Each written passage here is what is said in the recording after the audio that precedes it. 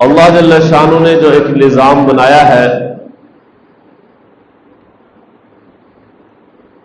جب سے یہ نظام بنا ہے اللہ نے اس نظام کو چلانے والے اپنے نیک بندوں کو بھی بھیجا ہے۔ اپنے نظام کی تنفیذ کے لیے سب سے پہلے انبیاء علیہ السلام کو بھیجا،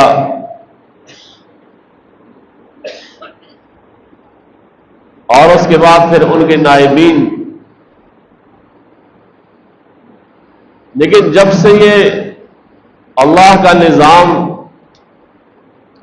آیا ہے تب سے کچھ سرکش قسم کے لوگ، کچھ شیاطین کے پیروکار، جنہوں نے اس نظام کو قبول نہیں کیا، اور اس کا آغاز بھی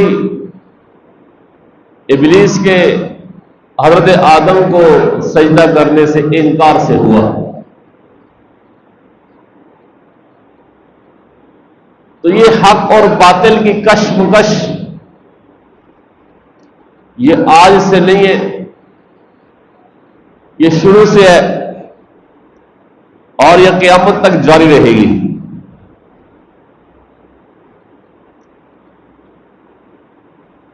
البتہ اس حق اور باطل کی کشمکش میں اہل حق کی کیا ذمہ داری ہے؟ ہم الحمدللہ اہل حق ہیں، ہمارا دین وہ دین برحق ہے۔ جو لوگ اس دین کو نہیں مانتے وہ باطل ہیں، چاہے وہ دنیا کے کسی بھی مذہب سے تعلق رکھنے والے ہوں۔ اس لیے کہ اللہ جل شانہ نے قرآن کریم میں واضح طور پہ فرمایا ہے ان الدین عند اللہ الاسلام، اب دین وہ صرف دین اسلام ہے۔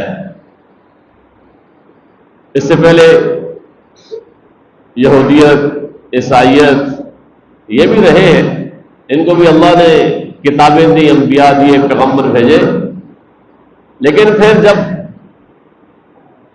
دین اسلام آخری جو دین آیا، آخری پیغمبر آیا، آخری کتاب نازل ہو گئی، اللہ نے سارے ادیان کو منسوخ کر دیا۔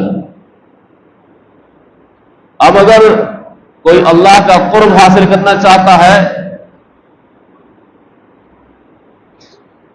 کوئی جنت میں جانا چاہتا ہے، تو اب اس کے لیے ایک ہی بات ہے کہ وہ اسلام قبول کرے، وہ مسلمان ہو۔ باقی مذاہب کے ماننے والے وہ اہل حق نہیں کہلائیں گے۔ اور دوسری جگہ اللہ نے فرمایا کہ وَمَن يَبْتَغِ غَيْرَ الْإِسْلَامِ دِينًا فَلَن يُقْبَلَ مِنْهُ، اب اگر کوئی آدمی دین اسلام کے علاوہ کوئی اور مذہب اختیار کرتا ہے تو اس کی طرف سے ہرگز قبول نہیں ہوگا۔ اب دین صرف دین اسلام ہے بس۔ تو اس لیے یہ حق اور باطل کی کشمکش، یہ جنگیں، یہ لڑائیاں، یہ تناؤ، یہ کشیدگیاں، یہ ہمیشہ رہیں گی کہ رحمانی قوتوں کی اور شیطانی قوتوں کی لڑائی جاری ہے۔ وہ کچھ ہمیں نظر آتی ہے، کچھ نظر بھی نہیں آتی۔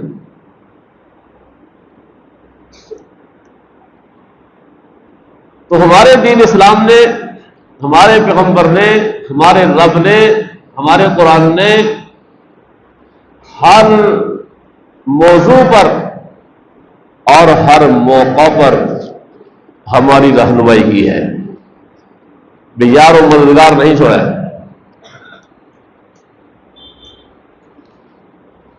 اور یہ جو ہندوستان کے ساتھ جنگ ہے، لڑائی ہے، احادیث میں اللہ کے رسول صلی اللہ علیہ وسلم نے کھل کر اس کو بیان فرمایا ہے.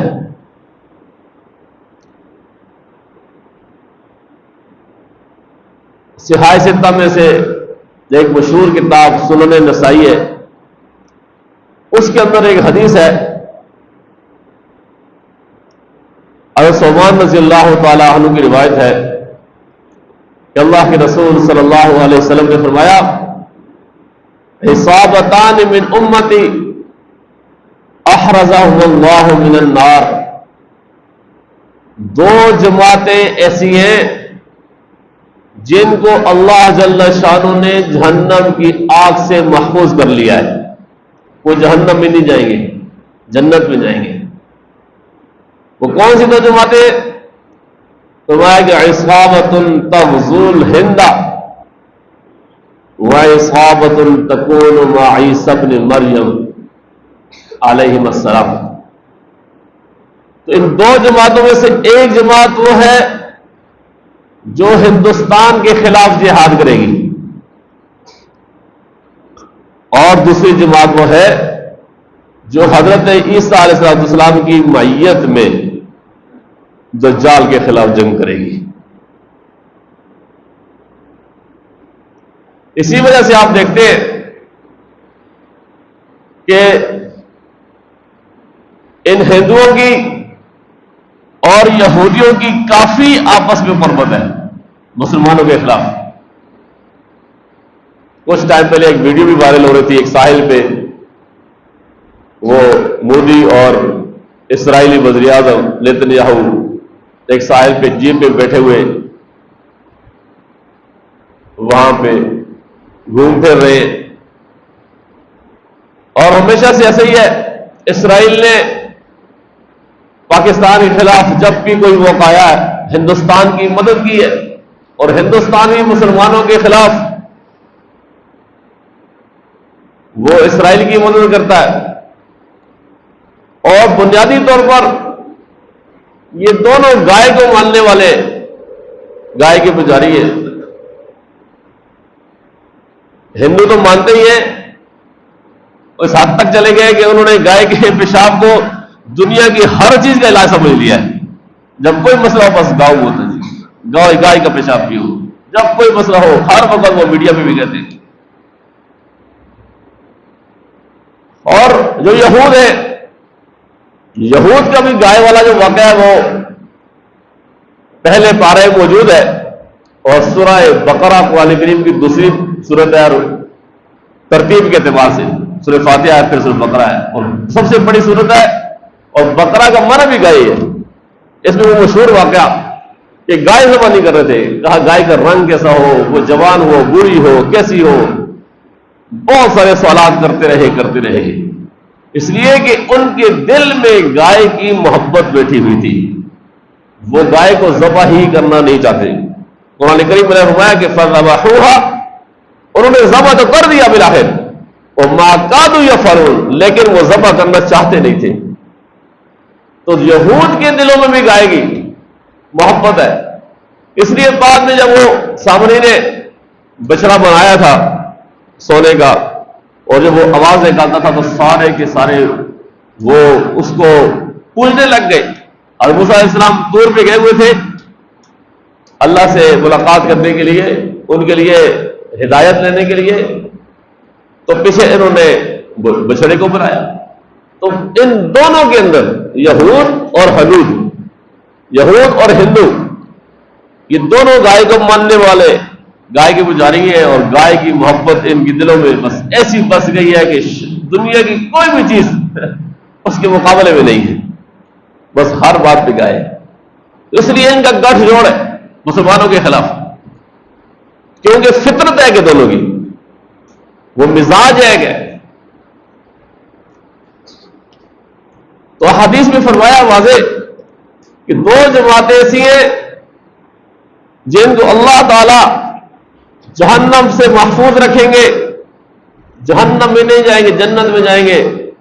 ایک وہ جماعت جو ہندوستان کے ساتھ جہاد کرے گی، عصابۃ تغزو الہند احادیث میں، اور دوسری وہ جماعت جو دجال کے خلاف اور عیسیٰ علیہ السلام کی معیت میں جہاد کرے گی. اسی طرح ایک اور روایت ہے، حضرت ابو ہریرہ رضی اللہ تعالیٰ عنہ کی حدیث ہے، فرماتے ہیں کہ وعدنا رسول اللہ صلی اللہ علیہ وسلم غزوۃ الہند، کہ حضور نبی کریم صلی اللہ علیہ وسلم نے ہم سے غزوہ ہند کا وعدہ فرمایا،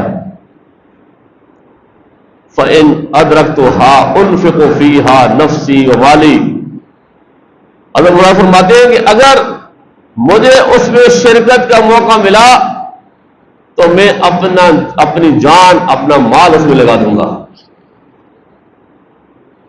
فَإِنْ أُقْتَلْ كُنْتُ مِنْ أَفْضَلِ الشُّهَدَاءِ، اگر میں ہندوستان کے خلاف لڑتے ہوئے شہید ہو گیا تو افضل ترین شہداء میں میرا شمار ہوگا۔ وَإِنْ أَرْجِعْ فَأَنَا أَبُو هُرَيْرَةَ الْمُحَرَّرُ، اگر میں غازی بن کے واپس لوٹا تو میں جہنم سے آزاد ہو جاؤں گا، کیونکہ حضور نے فرمایا کہ جو بھی ہندوستان کے خلاف لڑے گا تو وہ جہنم سے آزاد ہو جائے گا، وہ جنت میں جائے گا۔ اسی طرح ایک تیسری حدیث ہے، حضرت ابی بن کعب کی روایت میں ہے کہ بیت المقدس کا ایک بادشاہ ہندوستان کی طرف ایک لشکر روانہ کرے گا، یہ مجاہدین ہندوستان کو فتح کریں گے اور اس کے حکمران کو بیڑیوں میں جکڑ کر بادشاہ کے سامنے پیش کریں گے، دجال کے خروج تک وہ ہندوستان میں وہ لشکر قیام کرے گا۔ ایک اور روایت میں حضور نے فرمایا کہ میری امت کے کچھ لوگ ہندوستان کے خلاف لڑیں گے، جنگ کریں گے، جنہیں اللہ تعالیٰ فتح فرمائے گا، فتح عطا فرمائے گا، حتیٰ کہ وہ ہندوستان کے بادشاہ کو، حاکم کو بیڑیوں میں جکڑ لیں گے۔ اللہ تعالیٰ ان مجاہدین کی مغفرت فرمائیں گے۔ جب وہ شام کی طرف رخ کریں گے تو حضرت عیسیٰ بن مریم علیہ السلام کو پائیں گے۔ تو یہ اس طرح کی بہت ساری روایات ہیں جس میں اللہ کے رسول صلی اللہ علیہ وسلم نے غزوہ ہند کا ذکر فرمایا ہے، اس جنگ کو غزوہ ہند فرمایا ہے۔ تو یہ جو حالات دنیا کے بن رہے ہیں، جب سے یہ فلسطین کا معرکہ ہوا اور گرم ہو گیا، پھر شام کے اندر کام گرم ہو گیا اور پھر تبدیلی وہاں پہ آ گئی، اللہ نے مجاہدین کو وہاں فتح نصیب فرمائی۔ اسی طرح افغانستان کے اندر بھی تبدیلی آئی، وہ دنیا کے مختلف جگہوں پر کچھ چیزیں آ رہی ہیں۔ بنگلہ دیش بھی دیکھیں آپ، ایک سیکولر قسم کی اس خاتون سے آزاد ہوا اور وہاں کے لوگوں میں اب چونکہ اسلام تو تھا، ہے تو مسلمان، تو اب وہ بھی فلسطین کے ساتھ بڑھ چڑھ کے اپنے جذبات کا اظہار کر رہے ہیں۔ تو مسلمانوں کے اندر وہ جو دبی ہوئی چنگاری ہے وہ دوبارہ ابھر رہی ہے، جاگ رہی ہے۔ تو آخر ایسا ہی ہوگا، تو یہ جنگ ہوگی دنیا کے اندر بھی، پھر دجال کے خلاف بھی، اور ان ہندوؤں کے خلاف بھی، ہندوستان کے خلاف بھی۔ اب یہ جو حدیث میں غزوہ ہند کا جو ذکر ہے،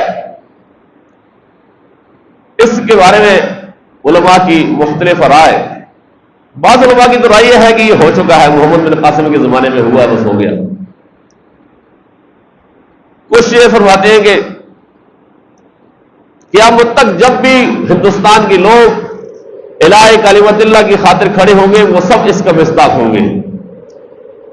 ایک تیسری رائے یہ ہے کہ نہیں، ابھی نہیں ہوا، بلکہ حضرت مہدی اور حضرت عیسیٰ علیہ السلام کے زمانہ میں غزوہ ہند ہوگا، کیونکہ قیامت کی بڑی نشانیوں میں سے ایک نشانی حضرت مہدی کا ظہور ہے، جس پر بات میں کر چکا ہوں۔ حضرت عیسیٰ علیہ السلام کا آسمان سے نزول ہے، اس پر بھی تفصیل سے بات ہو چکی ہے پہلی نشستوں میں۔ تو اسی دوران پھر غزوہ ہند ہوگا، مسلمان پھر ہندوستان کے خلاف، یہاں کے ہندوؤں کے خلاف جنگ کریں گے۔ تو اس دوران ایک تو یہ ہے، کیونکہ اس روایت میں حضرت عیسیٰ علیہ السلام کا نام لے کے حضور نے فرمایا کہ وہ لشکر یہاں آئے گا، یہاں لڑے گا، پھر وہ دوبارہ یہاں سے دجال کے خلاف جا کے لڑے گا۔ تو اس روایت میں جو عیسیٰ کا ذکر ہے، علماء فرماتے ہیں کہ یہ ابھی ہونا ہے، اس جنگ کو ابھی ہونا ہے۔ تو ہمارے جو قوم ہے وہ ذرا سنجیدہ نہیں ہے۔ سب سے پہلی بات تو یہ ہے کہ جنگ کی تمنا کرنے سے اللہ کے رسول صلی اللہ علیہ وسلم نے منع فرمایا ہے، جنگ کی خواہش نہیں کرنی چاہیے۔ اگر جنگ دشمن کی طرف سے، کفار کی طرف سے مسلط کر دی جائے تو پھر مسلمانوں پر فرض ہے کہ وہ ثابت قدمی اور حوصلے کا مظاہرہ کر کے لڑے، پھر پیچھے نہیں ہٹنا ہے، پھر اللہ سے مدد لینی ہے۔ لیکن از خود جنگ کا خواہش کرنے سے منع فرمایا ہے کہ وہ جنگ اچھی چیز نہیں ہے۔ اور دوسرا یہ ہے کہ ہمارے آپس میں سیاسی اختلافات بھی ہیں، اسٹیبلشمنٹ کے ساتھ بھی سیاسی جماعتوں کے اختلافات ہیں، لیکن جب ملک کی سلامتی کا مسئلہ ہو جائے تو پھر اس موقع پہ ہمیں اپنے ذاتی اختلافات اور ذاتی مفادات یا باہمی جو ہمارا کلیش ہے اس کو بالائے طاق رکھ کے پھر دفاعی اداروں کے ساتھ کھڑے ہو جانا چاہیے۔ جنگ صرف فوج نہیں لڑتی، جنگ قوم لڑتی ہے۔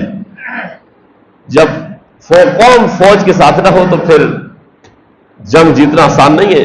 1971 میں پھر ایسے ہی ہوا تھا، قوم ساتھ نہیں تھی، بنگلہ دیش میں کیا ہوا؟ تو دفاعی اور خاص کر سوشل میڈیا پہ ذمہ دارانہ گفتگو اور ذمہ دارانہ چیزیں شیئر کرنے کا اہتمام ہونا چاہیے۔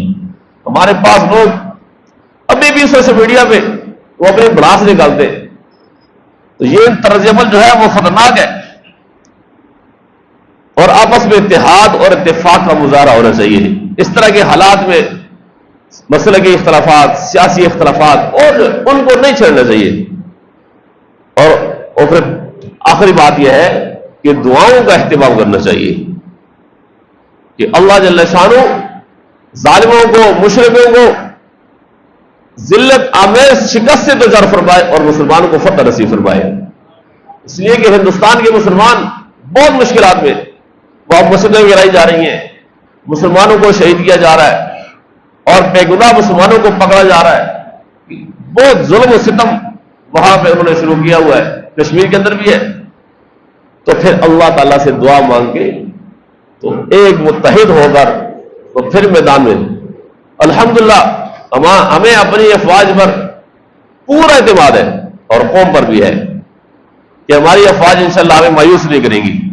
ابھی تک جو ہمارا مورال ہے پاکستانی قوم کا اور انڈین قوم کا، دونوں میں موازنہ کریں تو پاکستانی قوم کا، پاکستانی افواج کا مورال الحمدللہ بلند ہے، اور وہاں کی عوام کا مورال بھی بہت ڈاؤن ہے، اور وہاں کی افواج میں اختلافات ہیں۔ سب کہہ رہے ہیں جی ہم نہیں لڑتے، تو ہم بھی نہیں لڑنا چاہتے، جنگ کی خواہش کرنے سے منع کیا ہے اللہ کے رسول نے۔ لیکن اگر آپ نے مسلط کی تو پھر انشاءاللہ تعالی سن 65 سے زیادہ پھر آپ دیکھیں گے کہ کس طرح آپ ذلت آمیز شکست سے دوچار ہوتے ہیں انشاءاللہ تعالی۔ اس لیے مسلمانوں کو اپنے دلوں میں جذبہ جہاد کو اجاگر کرنے کی ضرورت ہے۔ چاہے آپ جا سکتے یا نہیں جا سکتے، لڑ سکتے نہیں لڑ سکتے، لیکن کم از کم علامتی طور پر اس کا اظہار تو کرے۔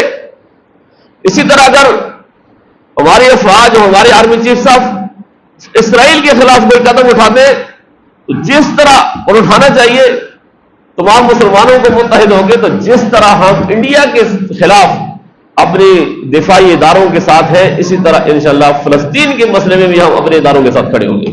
سب تیار ہیں انشاءاللہ تعالی۔ اللہ تعالی ہمیں سمجھ کر عمل کرنے کی توفیق نصیب فرمائے۔ وآخر دعوانا الحمدللہ رب العالمین۔